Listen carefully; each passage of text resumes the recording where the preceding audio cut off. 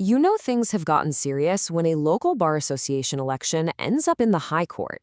Well, that's exactly what happened with the New Delhi Bar Association. We're going to unpack this wild case that all comes down to a simple math problem that somehow nobody could solve. So, right off the bat, here's the mystery that kicked off this massive legal battle. On Election Day, officials counted 2,034 votes. The problem? The fancy electronic scanners only registered 1,850 voters coming through the doors. And that single gap, right there, put the entire election's integrity on trial. Let's just be crystal clear on the numbers because this is the heart of it. The official count says 2,034 people voted. But the proximity cards, the high-tech IDs that were supposed to make everything fair, they were only scanned 1,850 times. That leaves 184 votes just unaccounted for. So the big question became, where on earth did they come from? Yeah, as you can imagine, this did not sit well with some of the candidates who lost. They took this whole discrepancy straight to the High Court of Delhi. And they weren't just asking for a recount. No, they filed a petition to have the entire election declared null and void, basically to just throw the whole thing out and start over. So how does a vote for a professional association spiral into such a high-stakes legal drama? Let's break down exactly why this particular election ended up under such an intense microscope. And what's really crucial to get here is that this wasn't just some internal squabble they were trying to sort out. By taking this to the High Court, the petitioners were arguing that a fundamental right, the right to a free and fair election, had been violated. All of a sudden, this wasn't just a simple dispute, it was a constitutional matter. Now, to really understand this conflict, you have to understand the rules of the game. And for this election, a brand new, high-tech rule was put in place that was supposed to change everything. So, the stage for this whole showdown was actually set over a year in advance. It all started back in March 2024 when the High Court itself ordered that proximity cards had to be used for all bar association elections to make them more transparent. Then, fast forward to February 2025, the final list of 2,253 eligible voters is published. And then, just one day before the vote, the official guidelines really hammered it home. Proximity cards are mandatory. No card, no vote. Simple as that. Everything was pointing towards a super secure, modern election. So what exactly is a proximity card? Well, think of it like a secure key card for voting. It's an electronic ID, and the whole point was to make it the one and only way to prove you're an eligible voter. The idea was to eliminate fraud, stop random people from casting ballots, and just make the whole process totally airtight. And listen to this. The language from that original High Court judgment could not have been clearer. It didn't say it would be a good idea to use the cards. It said voting shall be permitted only to card holders. This set up the card as the single, non-negotiable key to get into the ballot box. Okay, so with that super strict rule in place, what exactly do the petitioners claim went so wrong on Election Day?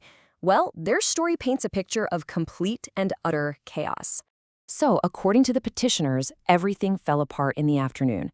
They alleged that around 3:30 p.m., supporters of some rival candidates created a big disruption and, this is the key part, disconnected the scanning machines.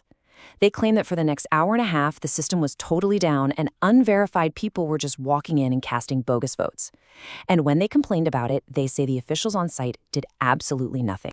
And for the petitioners, this alleged breakdown is the smoking gun. It directly explains that 184-vote gap. Their conclusion was pretty blunt. The election's security was compromised, its fairness was destroyed, and the final result simply could not be trusted. But hey, there are always two sides to a story, right? So how did the election officials and the winning candidates push back against these very, very serious accusations? Their defense was basically a two-pronged attack. First, they made a procedural argument. They claimed the High Court wasn't even the right place for this fight, arguing it should be a regular civil lawsuit, not a special constitutional petition. And second, they had their factual defense. They insisted the election was fair and that no fraud happened because they said they had a backup plan. And here is the absolute core of their argument. They said, look, even if the scanners glitched or got unplugged, it doesn't matter. Why? Because they claimed their team was physically, manually checking every single person's proximity card before they could vote. In their view, this human check was the ultimate fail-safe, which made any scanner problem totally irrelevant. And this is where things get even more complicated. When the court started asking questions, a little bit of finger-pointing started. The returning officer in charge of the election said, hey, the scanners were handled by a private agency. My team was just doing the physical checks. But then the High Court Registry chimed in and said, whoa, our only job was to make the cards. All the on-site stuff, including the scanners, that was the returning officer's problem. So you've got these conflicting stories, a number that clearly doesn't add up, and everybody pointing fingers at everybody else. The High Court had to cut through all of that noise and focus on one single fundamental question. The entire case, and I mean the entire thing, boiled down to this. When the court's original ruling said the use of a proximity card was mandatory, what did use actually mean? Was it about the technology itself, or was it about something else entirely? The answer would decide the whole election. And this led to two completely different ways of looking at the exact same rule. For the petitioners, use meant it must be electronically scanned. The whole point was the technology. But for the respondents, use simply meant the voter must show up with the card, and that a physical check was good enough. And you can see how the stakes here just couldn't be higher. If the court sided with the petitioners that the cards had to be scanned, then that 184 vote gap would be undeniable proof of a busted process, and the election would probably get thrown out. But if the court accepted the respondents' view that just having the card was enough, then the scanner data doesn't really matter, and the election results would stand. You know, this whole case leaves us with a really fascinating question that's way bigger than just this one election. We bring in technology to make our systems more secure and fair. But what happens when that tech fails? Does being fair mean you have to stick to the technical rule, even when the machine is broken? Or does it mean falling back on the human systems we've always used? It really makes you think about what a truly fair process requires when our perfect plans fall apart.